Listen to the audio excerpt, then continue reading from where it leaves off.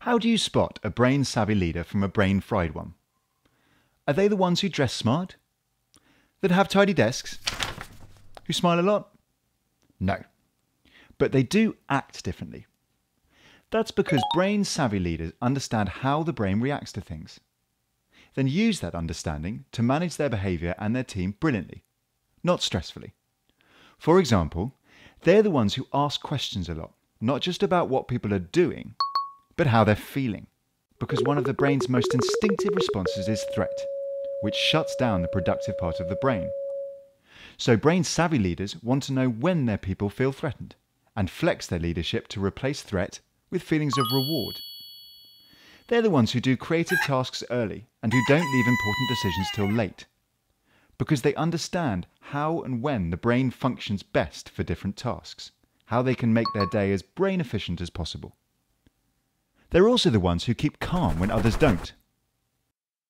They can recognize their natural emotions and can step back from them.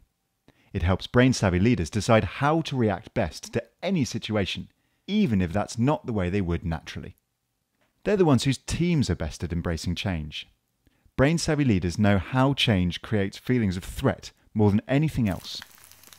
So rather than telling their team to change, brain-savvy leaders show their team why change is good for them personally, helping them to set personal goals to achieve change and rewarding them for doing so.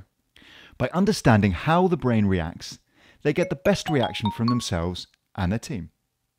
The good news is you can train your leaders to be brain savvy. That's what we're all about. Giving people insight into human behaviour and the neuroscientific principles behind why people react the way they do. What's more, we do it in a brain savvy way ourselves, with leadership development tools, techniques and programs geared completely towards how people learn best.